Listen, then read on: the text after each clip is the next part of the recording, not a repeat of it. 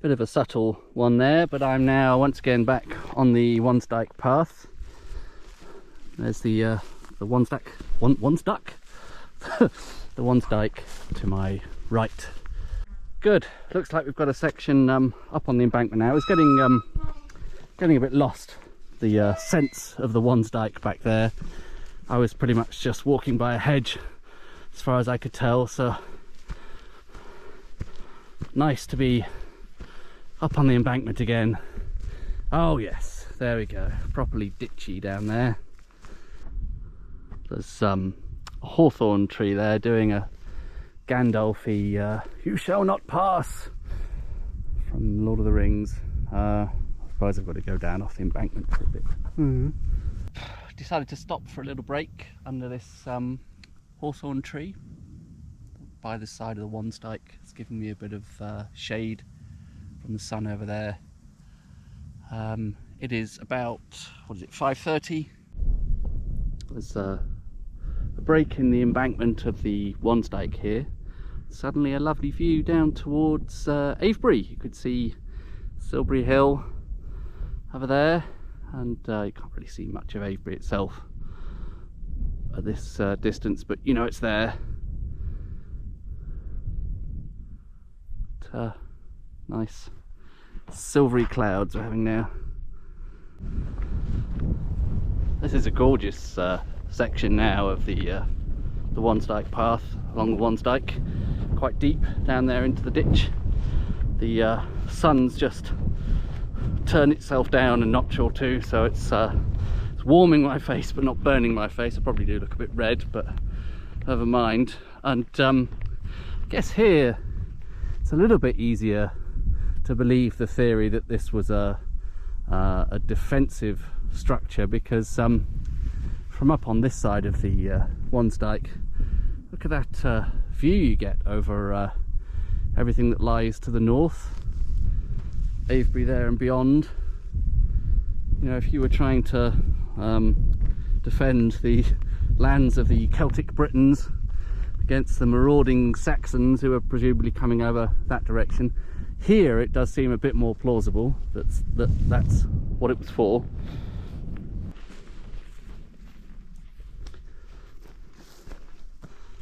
I really like this bit for the way you can see, I don't know if the lighting makes it a bit difficult, the way you can see the Wansdyke snaking up the hill there, the other side. You could easily imagine it goes on uninterrupted all the way to Bristol. Of course it doesn't. But, yeah, get a bit of a sense of the scale of it there.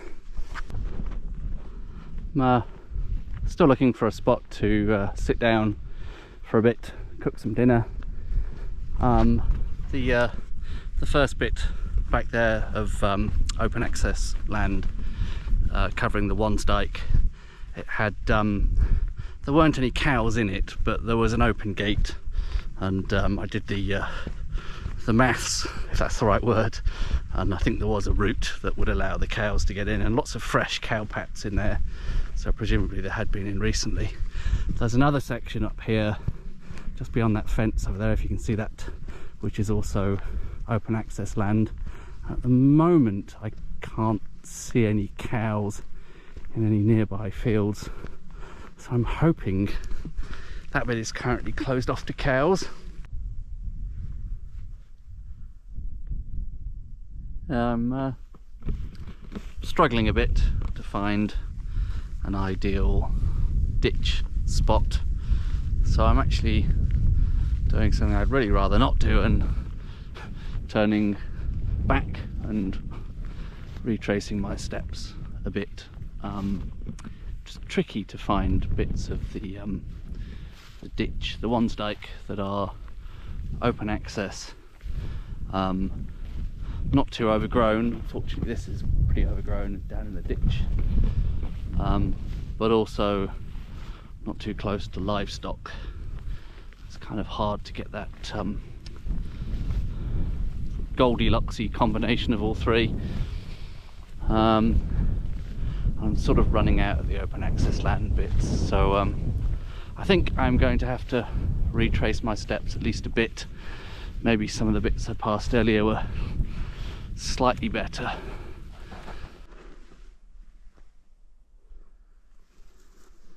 Maybe this is the best bet. That bit there is sort of flat-ish and not hugely overgrown. And this is basically the path here. Just kind of hoping everyone's done for the evening now. Most people are sensibly in their own homes.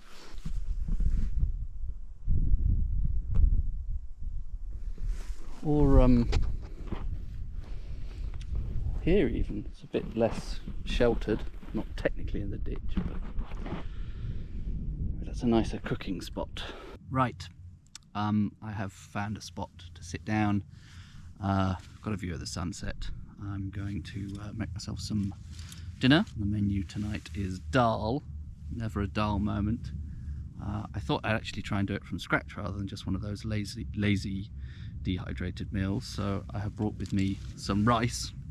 I've got the I don't know if you can see that, it's the tiny little sort of is it called a plate that you get with a zebra billy can, and I thought maybe that's just about enough to cook one smallish portion of rice. So it's an experiment, it might be terrible, we'll see how it turns out.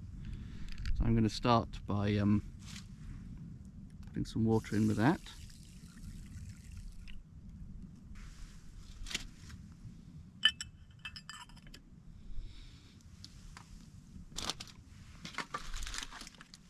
Extra bit of foil underneath there just to minimise any risk of any blades of grass catching fire.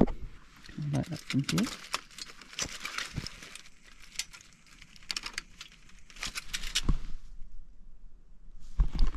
Is that going? Yep, it's going. I reckon, perhaps I should say hope, if I let that have one of these fire dragon tabs, it's a relatively small pot, relatively small amount of water that will hopefully come to the boil, and then I will take that off and use another tab to do the dal in here. Bit of cloud cover now, unfortunately, so I don't think it's going to be the world's most spectacular sunset. It's a shame because it's bluer in that direction, but there you go. While the rice is hopefully cooking, normally if I make a dal at home I would make a tarka as well, like the classic recipe where you sort of fry off some spices and then add that into the cooked lentils at the end. I'm a bit short of pans today, perhaps I could have used that lid, but so I'm going to prepare that. What I'll do is I'll fry the spices and then just tip the lentils and the water in there, and it'll be sort of like a Tarka Dal. I hope there are no Indian chefs watching and looking on in absolute despair. Right, so some oil goes in there. I obviously did not bring a pestle and mortar, that would be ridiculous, so I ground up some spices at home. Spices go in there. There we go.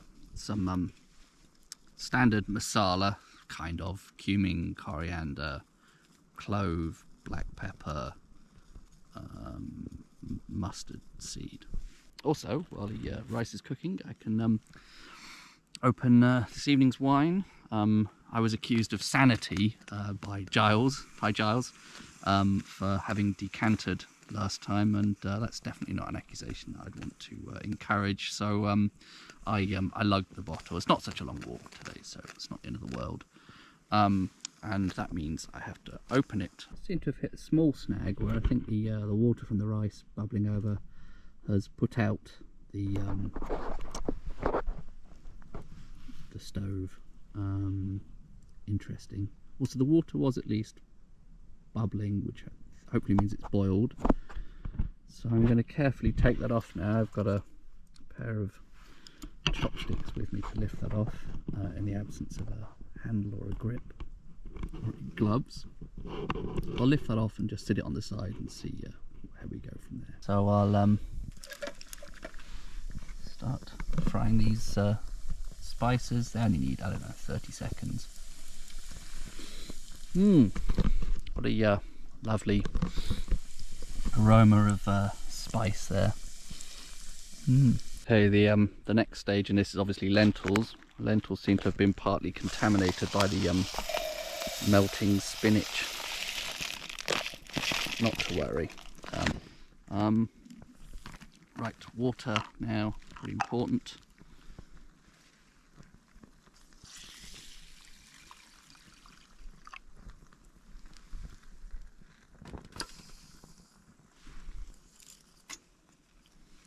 Bit of a stir. Here we go. Hopefully some part of this is going to be edible. Yes, where were we with the wine before we had to go back to the cooking for a bit? So there is some Chevrolet Chambertin. I'm not sure that's in any way an ideal pairing for Indian food. Just what I happen to have in. Brought the heavy wine prongs again.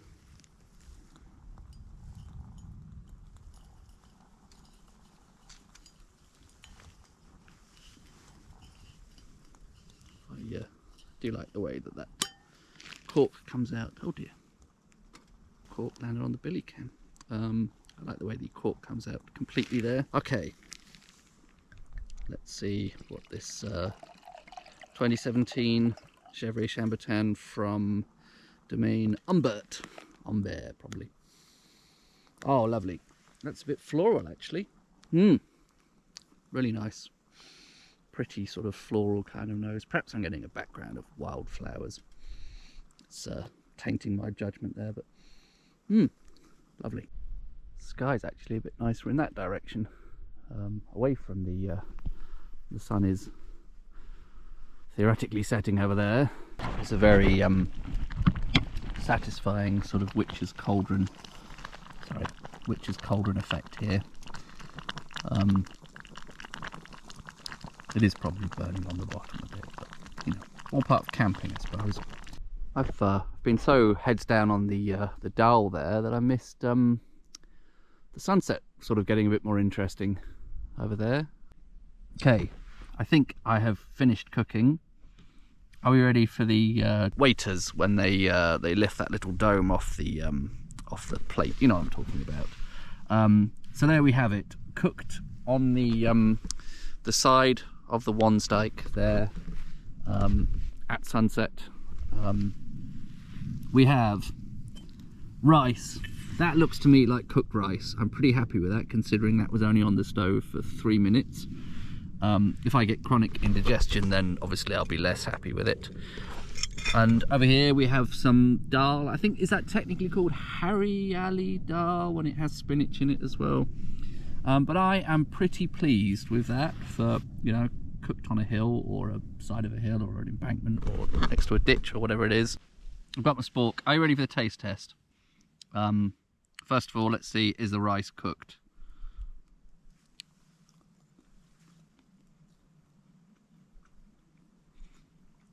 A tiny bit al dente. Well, it's absorbed all the water I gave it.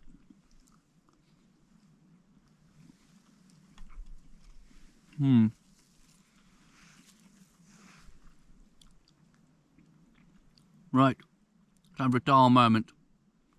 I mean, it's never going to look that appetizing.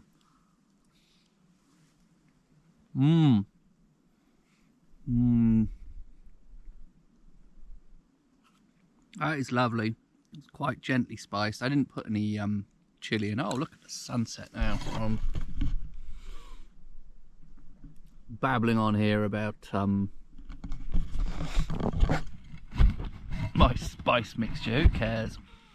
I made some dinner, and it wasn't one of those, you know, dehydrated, just pour the boiling water into a bag type meals. It actually involved raw ingredients. Some of them are still partially raw. So cheers. I'm going to go on and eat this. Maybe have a bit of a look at the sunset. We'll get back to you later. Well, I think the overall, that al fresco Indian meal went. Overall, I think that al fresco cooked Indian meal was pretty good. I think my rice cooking method there still needs a bit of work. Probably, the level of al dente there was kind of borderline. Should I really be eating this? It looked good. It had absorbed all the water, and it sort of fluffed up a bit. But it was, if you're eating a risotto, it's okay to get that bit of bite in the middle of the grains of rice. Not so sure if that's a good idea with basmati. I don't know. Maybe it is. Maybe it's fine. We'll find out. The dal worked really well. Obviously, the billy can, the inside of that is now a complete train wreck, but that's a problem for tomorrow. And the bits where it's sort of I was stirring it a lot, as you could see, the sort of witch's cauldron thing. And the bits where it's sort of slightly burnt on the bottom, because I was sort of stirring it a lot, they never got completely burnt. It was just sort of caramelized and actually quite delicious to scrape those off at the end. Oh, a bit dark. Let me see what I can do about that. Oh, crikey. Well, I can't see anything. Maybe you can see me. My eyes are just the whole doing videos at night time thing is something I'm really struggling with. Clearly, I'm still sort of on the side of the embankment here of the Wansdyke, but I thought I ought to probably before it's completely dark. Well, at the moment it feels completely dark because I'm staring into that bright light, but before it's completely dark I ought to try and set up the bivvy.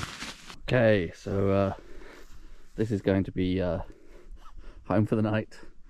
You can't really see much of the surrounding area now, but that's basically a bivvy in a ditch. As I said before, tiny concern that I think this is technically the path here. Surely nobody is going to come cycling down there at speed in the dark without lights on. I've just seen another cyclist go by. It is 9:10. Sunset was an hour ago at least, and yet yeah, still people riding their bikes, with a light on now obviously, but does make me think the bivvy down the ditch there, maybe not a great idea. Okay, so slight change of plan. The ditch is down there. The opposite embankment, you probably can't see that from here, is over there. That's where the cyclists seem to go along, but as the bottom of the ditch is technically the path, still a bit concerned. A cyclist might think it's fun this time of night to freewheel down there with their well, admittedly with the lights on, but anyway, so I have moved up to this opposite embankment, which is just this very narrow ledge here. Okay, well, here I am in the bivvy now. It's probably going to be a terrible night's sleep as always, but I will say good night. I will see you at some unsociable hour in the morning, likely 5:30 or something, for the remaining walk along the Wansdyke Path down to Bishop's Cannings or thereabouts, wherever it finishes. Good night.